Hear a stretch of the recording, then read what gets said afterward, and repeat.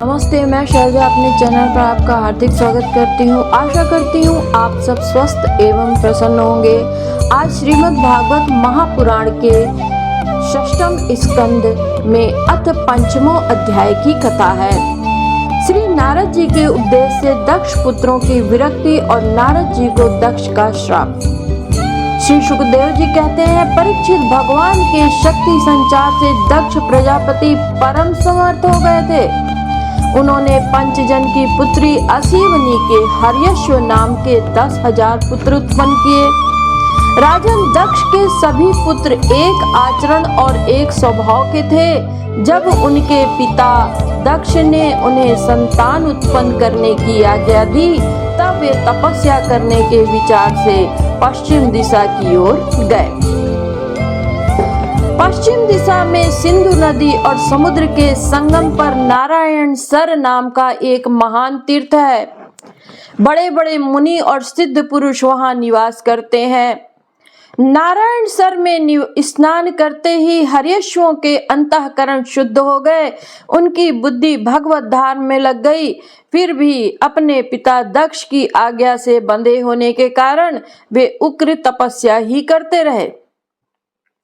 जब देवर्षि नारद ने देखा कि भागवत धर्म में रुचि होने पर भी ये प्रजा वृद्धि के लिए ही तत्पर हैं, तब उन्होंने उनके पास आकर कहा, अरे हर्यश्वों, तुम प्रजापति हो तो क्या हुआ? वास्तव में तो तुम लोग मूर्ख ही हो। बतलाओ तो, जब तुम लोगों ने पृथ्वी का अंत ही नहीं देखा, तब सृष्टि कैसे करोगे? बड़े खेद की बात है। देखो, एक ऐसा देश है जिसमें एक ही पुरुष, एक ऐसा बिल है जिससे बाहर निकलने का रास्ता ही नहीं, एक ऐसी स्त्री है जो बहुरूपिणी है, एक ऐसा पुरुष है जो व्यभिचारिणी का पति है, एक ऐसी नदी है जो आगे पीछे दोनों ओर बहती है, एक ऐसा विचित्र घर है जो 25 पदार्थों से बना है, एक ऐसा हंस है जिसकी कहानी बड़ी विचित्र है, एक ऐसा चक्र है जो छुरे एवं वज्र से बना हुआ है और अपने आप घूमता रहता है। मूर्ख हर्यश्वों, जब तक तुम लोग अपने सर्वज्ञ पिता के उचित आदेश को समझ नहीं लोगे और इन उपर्युक्त वस्तुओं को देख नहीं लोगे, तब तक उनके आज्ञानुसार सृष्टि कैसे कर सकोगे? श्री सुखदेव जी कहते हैं, परीक्षित, हर्यश्व जन्म से ही बड़े बुद्धिमान थे। वे देवर्षि नारद की यह पहेली, ये गूढ़ वचन सुनकर अपनी बुद्धि से स्वयं ही विचार करने लगे।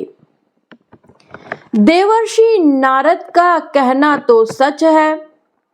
यह लिंग शरीर ही, जिसे साधारणतः जीव कहते हैं, पृथ्वी है और यही आत्मा का अनादि बंधन है।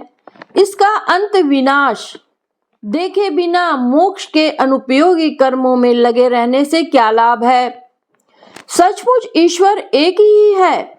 वह जागृत आदि तीनों अवस्थाओं और उनके अभिमानियों से भिन्न उनका साक्षी तुरी है। वही सबका आश्रय है, परंतु उसका आश्रय कोई नहीं। वही भगवान है। उस प्रकृति आदि से अतीत नित्य मुक्त परमात्मा को देखे बिना भगवान के प्रति असमर्पित कर्मों से जीवों को क्या लाभ है? जैसे मनुष्य बिल रूप पाताल में प्रवेश करके वहां से नहीं लौट पाता, वैसे ही जीव जिसको प्राप्त होकर फिर संसार में नहीं लौटता, जो स्वयं अंतर्ज्योति स्वरूप है, उस परमात्मा को जाने बिना विनाशवान स्वर्ग आदि फल देने वाले कर्मों को करने से क्या लाभ? कर्मों को करने से क्या लाभ है? यह अपनी बुद्धि ही बहुरूपिणी और सत्व रज आदि गुणों को धारण करने वाली व्यभिचारिणी स्त्री के समान है।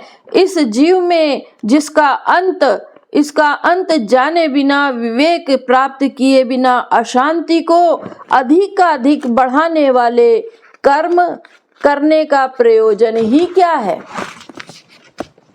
यह बुद्धि ही उल्टा स्त्री के समान है। इसके संग से जीव रूप पुरुष का ऐश्वर्य, इसकी स्वतंत्रता नष्ट हो गई है। इसी के पीछे पीछे वह उल्टा स्त्री के पति की भांति न जाने कहां कहां भटक रहा है। इसकी विभिन्न गतियों चालों को जाने बिना ही विवेक रहित कर्मों से क्या सिद्धि मिलेगी। माया ही दोनों ओर बहने वाली नदी है। यह सृष्टि भी करती है और प्रलय भी। जो लोग इससे निकलने के लिए तपस्या, विद्या आदि तट का सहारा लेने लगते हैं, उन्हें रोकने के लिए क्रोध, अहंकार आदि के रूप में वह और भी वेग से बहने लगती है। जो पुरुष उसके वेग से विवश एवं अनभिज्ञ है, वह मायिक कर्मों से क्या लाभ उठाएगा। ये 25 तत्व ही एक अद्भुत घर है। पुरुष उनका आश्चर्यमय आश्रय है। वही समस्त कार्य कारणात्मक जगत का अधिष्ठाता है। यह बात ना जानकर सच्चा स्वातंत्र प्राप्त किए बिना झूठी स्वतंत्रता से किए जाने वाले कर्म व्यर्थ ही है। भगवान का स्वरूप बतलाने वाला शास्त्र हंस के समान नीर क्षीर विवेकी है। वह बंध मोक्ष, चेतन और जड़ को अलग अलग करके दिखा देता है। ऐसे अध्यात्म शास्त्र स्त्री रूप हंस का आश्रय छोड़कर उसे जाने बिना बहिर्मुख बनाने वाले कर्मों से लाभ ही क्या है। यह काल ही एक चक्र है। यह निरंतर घूमता रहता है। इसकी धार छुरे और वज्र के समान तीखी है।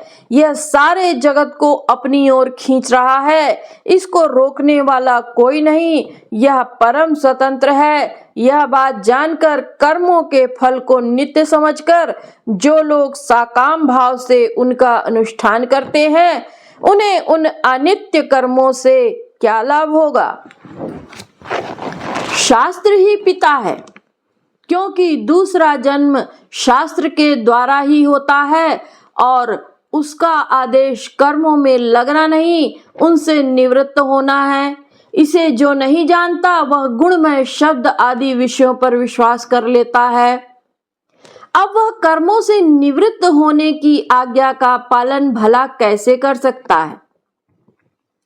सुखदेव जी कहते हैं, परीक्षित हर्यवशों ने एक मत से यही निश्चय किया और नारद जी की परिक्रमा करके वे उस मोक्ष पथ के पथिक बन गए जिस पर चलकर फिर लौटना नहीं पड़ता।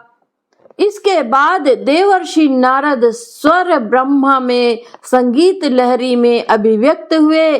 भगवान श्री कृष्ण के चरण कमलों में अपने चित्त को अखंड रूप से स्थिर करके लोक लोकांतरों में विचरने लगे। सुखदेव जी कहते हैं, परीक्षित, जब दक्ष प्रजापति को मालूम हुआ कि मेरे शीलवान पुत्र नारद के उपदेश से कर्तव्यच्युत हो गए हैं, तब वे शोक से व्याकुल हो गए। उन्हें बड़ा पश्चाताप हुआ। सचमुच अच्छी संतान का होना भी शोक का ही कारण है। ब्रह्मा जी ने दक्ष प्रजापति को बड़ी सांत्वना दी। तब उन्होंने पंचजन नंदिनी असीवनी के गर्भ से 1000 पुत्र और उत्पन्न किए। उनका नाम था शबलाश्व। वे भी अपने पिता दक्ष प्रजापति की आज्ञा पाकर प्रजा सृष्टि के उद्देश्य से तप करने के लिए उसी नारायण सरोवर पर गए। वहां जाकर उनके भाइयों ने सिद्धि प्राप्त की थी। शबलाश्वों ने वहां आकर उस सरोवर में स्नान किया। स्नान मात्र से ही उनके अंतःकरण के सारे मल धुल गए। अब वे पर ब्रह्म स्वरूप प्रणव का जप करते हुए महान तपस्या में लग गए। कुछ कुछ महीनों तक केवल जल और कुछ महीनों तक केवल हवा पीकर ही उन्होंने हम नमस्कार पूर्वक ओंकार स्वरूप भगवान नारायण का ध्यान करते हैं, जो विशुद्ध चित्त से निवास करते हैं, सबके अंतर्यामी है तथा सर्वव्यापक एवं परमहंस स्वरूप है। इस मंत्र का अभ्यास करते हुए मंत्राधिपति भगवान की आराधना की। सुखदेव जी कहते हैं, परीक्षित, इस प्रकार दक्ष के पुत्र शबलाश्व प्रजा सृष्टि के लिए तपस्या में संलग्न थे। उनके पास भी देवर्षि नारद आए और उन्होंने पहले के ही समान कूट वचन कहे। उन्होंने कहा, दक्ष प्रजापति के पुत्रों, मैं तुम लोगों को जो उपदेश देता हूँ उसे सुनो। तुम लोग जो अपने भाइयों से बड़ा प्रेम करते हो, इसलिए उनके मार्ग का अनुसंधान करो। जो धर्मज्ञ भाई अपने बड़े भाइयों के श्रेष्ठ मार्ग का अनुसरण करता है, वही सच्चा भाई है। वह पुण्यवान पुरुष परलोक में मरुद गणों के साथ आनंद भोगता है। सुखदेव जी कहते हैं, परीक्षित, शबलाश्वों को इस प्रकार उपदेश देकर देवर्षि नारद वहां से चले गए और उन लोगों ने भी अपने भाइयों के मार्ग का ही अनुगमन किया, क्योंकि नारद जी का दर्शन कभी व्यर्थ नहीं जाता। वे उस पथ के पथिक बने जो अंतर्मुखी वृत्ति से प्राप्त होने योग्य, अत्यंत सुंदर और भगवत प्राप्ति के अनुकूल है। वे बीती हुई रातियों के समान न हो तो उस मार्ग से अब तक लौटे हैं और ना आगे लौटेंगे ही। दक्ष प्रजापति ने देखा, आजकल बहुत से आशकुन हो रहे हैं। उनके चित्त में पुत्रों के अनिष्ट की आशंका हो गई। इतने में ही उन्हें मालूम हुआ कि पहले की भांति अब की बार भी नारद जी ने मेरे पुत्रों को चौपट कर दिया। उन्हें अपने पुत्रों की कर्तव्यच्युति से बड़ा शोक हुआ। वे नारद जी पर बड़े क्रोधित हुए। उनके मिलने पर क्रोध के मारे दक्ष प्रजापति के होंठ फड़कने लगे और वे आवेश में भरकर नारद जी से बोले। दक्ष प्रजापति ने कहा, ओ दुष्ट, तुमने झूठ मूठ साधुओं का बाना पहन रखा है। हमारे भोले भाले बालकों को भिक्षुकों का मार्ग दिखाकर तुमने हमारा बड़ा अपकार किया है। अभी उन्होंने ब्रह्मचर्य से ऋषि ऋण, यज्ञ से देव ऋण और पुत्रोत्पत्ति से पितृ ऋण भी नहीं उतारा था। उन्हें अभी कर्म फल की नश्वरता के संबंध में भी कुछ विचार नहीं था, परंतु पापात्मन तुमने उनके दोनों लोकों का सुख चौपट कर दिया। सचमुच तुम्हारे हृदय में दया का नाम भी नहीं है। तुम इस प्रकार बच्चों की बुद्धि बिगाड़ते फिरते हो। तुमने भगवान के पार्षदों में रहकर उनकी कीर्ति में कलंक ही लगाया। सचमुच तुम बड़े निर्लज्ज हो। मैं जानता हूँ कि भगवान के पार्षद सदा सर्वदा दुखी प्राणियों पर दया करने के लिए व्यग्र रहते हैं, परंतु तुम प्रेम भाव का विनाश करने वाले हो। तुम उन लोगों से भी वैर करते हो जो किसी से वैर नहीं करते। यदि तुम ऐसा समझते कि वैराग्य से ही स्नेह पाश विषयासक्ति का बंधन कट सकता है, तो तुम्हारा यह विचार ठीक नहीं है, क्योंकि तुम्हारे जैसे झूठ मूठ वैराग्य का स्वांग भरने वालों से किसी को वैराग्य नहीं हो सकता। नारद मनुष्य विषयों का अनुभव किए बिना ही उनकी कटुता को नहीं जान सकता, इसलिए उनकी दुख रूपता का अनुभव होने पर स्वयं जैसा वैराग्य होता है, वैसा दूसरों के बहकावे से नहीं होता। दूसरों के बहकाने से नहीं होता। हम लोग सद्गृहस्थ हैं, अपनी धर्म मर्यादा का पालन करते हैं। एक बार पहले भी तुमने हमारा असह्य अपकार किया था, तब हमने उसे सह लिया। तुम तो हमारी वंश परंपरा का उच्छेद करने पर ही उतारू हो रहे हो।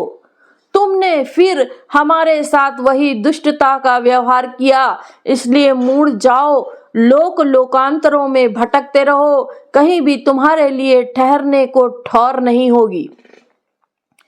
श्री सुखदेव जी कहते हैं, परीक्षित, संत शिरोमणि देवर्षि नारद ने बहुत अच्छा कहकर दक्ष का शाप स्वीकार कर लिया। संसार में बस साधुता इसी का नाम है कि बदला लेने की शक्ति रहने पर भी दूसरे का किया हुआ अपकार सह लिया जाए। अब आगे की कथा में अथ 6ठो अध्याय की कथा है। दक्ष प्रजापति की 60 कन्याओं के वंश का विवरण। श्री सुखदेव जी कहते हैं, परीक्षित, तदंतर ब्रह्मा जी के बहुत अनुनय विनय करने पर दक्ष प्रजापति ने अपनी पत्नी असीवनी के गर्भ से 60 कन्याएं उत्पन्न की। वे सभी अपने पिता दक्ष से बहुत प्रेम करती थीं। दक्ष प्रजापति ने उनमें से 10 कन्याएं धर्म को, 13 कश्यप को, 27 चंद्रमा को, 2 भूत को, 2 अंगिरा को, 2 कृशाश्व को और शेष 4 ताक्ष्य नामधारी कश्यप को ही ब्याह दी। परीक्षित, तुम इन दक्ष कन्याओं और इनकी संतानों के नाम मुझसे सुनो। इनकी ही वंश परंपरा तीनों लोकों में फैली हुई है। धर्म की 10 पत्नियां थी, भानु, लंबा, कुकुम्भ, जामी, विश्वा, साध्या, मरुत्वती, वसु, मुहूर्ता और संकल्पा। इनके पुत्रों के नाम सुनो। राजन, भानु का पुत्र देवऋषभ और उसका इंद्रसेन था। लंबा का पुत्र हुआ विद्योत और उसके मेघगण। कुकुभ का पुत्र हुआ संकट, उसका कीकट और कीकट के पुत्र हुए पृथ्वी के संपूर्ण दुर्गों अर्थात किलों के अभिमानी देवता। जामी के पुत्र का नाम था स्वर्ग और उसका पुत्र हुआ नंदी। विश्वा के विश्वदेव हुए, उनके कोई संतान न हुई। साध्या से साध्यगण हुए और उनका पुत्र हुआ अर्थ सिद्धि। मरुत्वती के 2 पुत्र हुए, मरुत्वान और जयंत। जयंत भगवान वासुदेव के अंश हैं, जिन्हें लोग उपेंद्र भी कहते हैं। मुहूर्ता से मुहूर्त के अभिमानी देवता उत्पन्न हुए।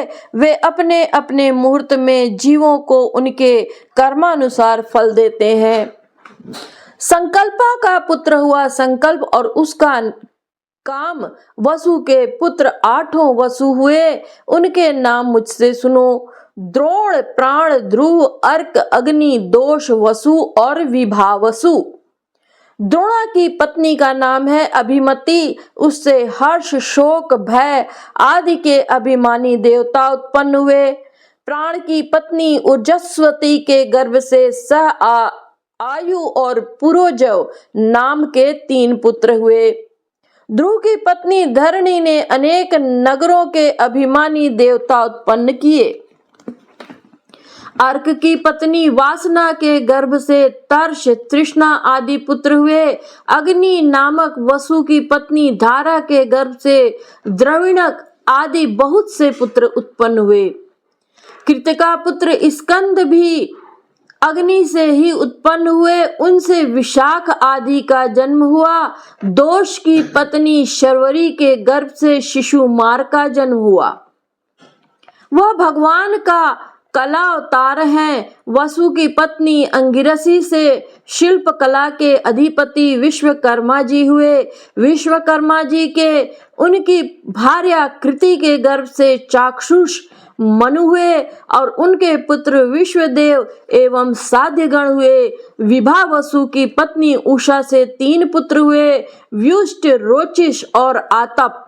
उनमें से आतप के पंचयाम दिवस अर्थात दिवस नामक पुत्र हुआ। उसी के कारण सब जीव अपने अपने कार्यों में लगे रहते हैं।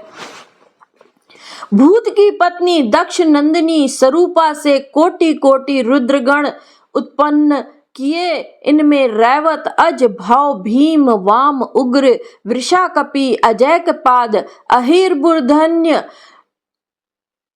बहुरूप और महान ये 11 मुख्य हैं। भूत की दूसरी पत्नी भूता से भयंकर भूत और विनायक आदि का जन्म हुआ। ये सब 11वें प्रधान रुद्र महान के पार्षद हुए।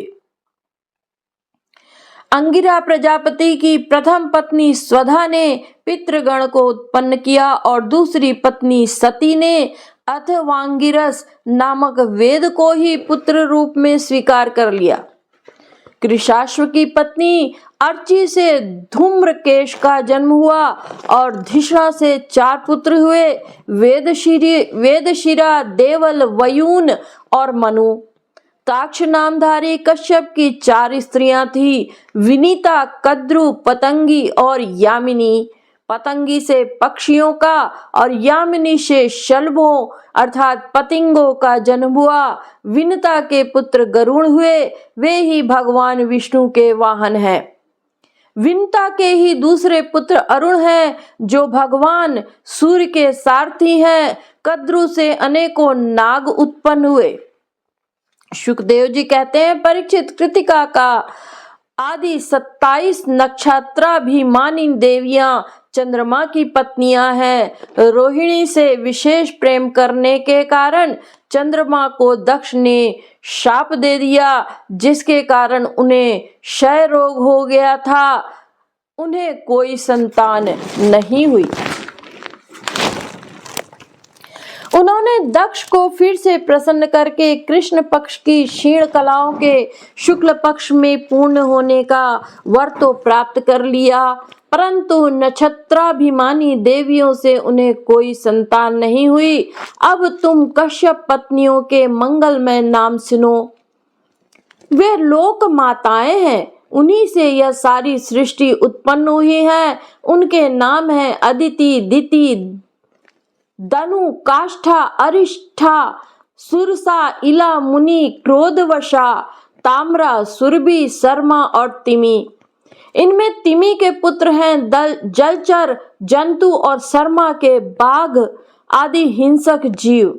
सुरभि के पुत्र हैं भैंस, गाय तथा दूसरे 2 खुर वाले पशु। ताम्रा की संतान है बाज, गीद आदि शिकारी पक्षी। मुनि से अप्सराएं उत्पन्न हुई। क्रोधवशा के पुत्र हुए सांप, बिच्छू आदि विषैले जंतु।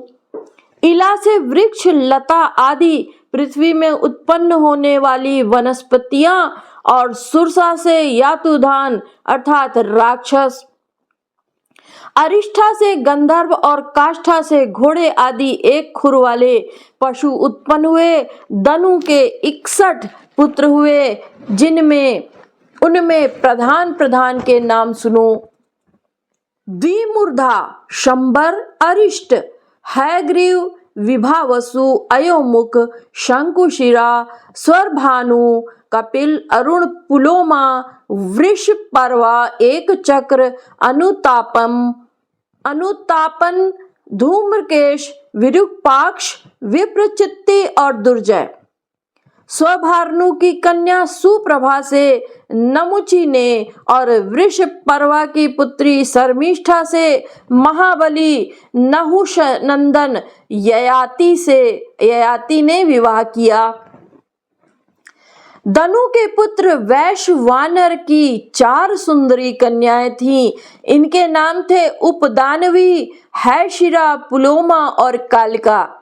इनमें से उपदानवी के साथ हिरण्याक्ष का और हैशिरा के साथ कृतु का विवाह हुआ।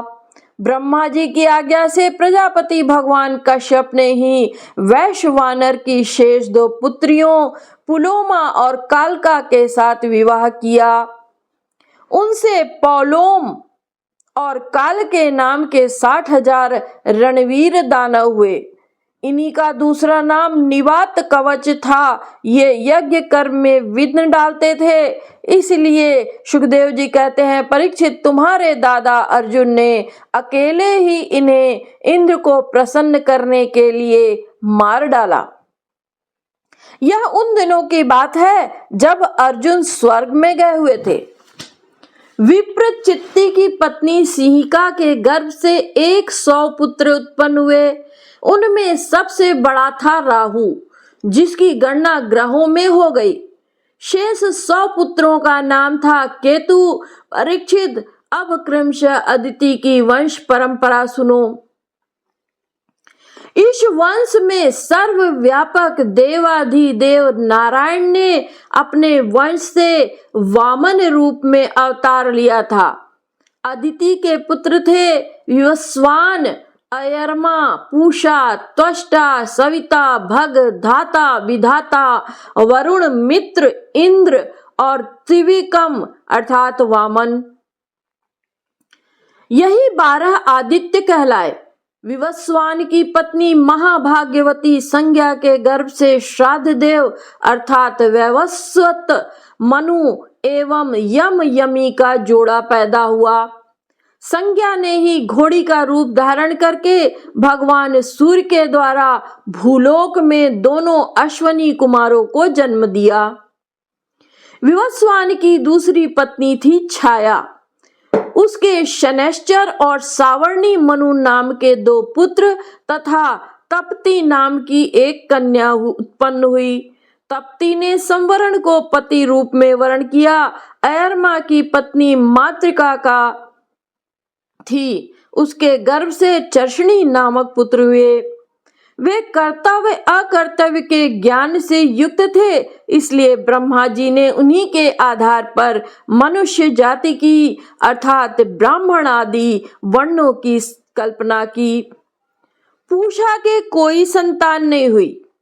प्राचीन काल में जब शिव जी दक्ष पर क्रोधित हुए थे, तब पूषा दांत दिखाकर हंसने लगे थे, इसलिए वीरभद्र ने उनके दांत तोड़ दिए थे।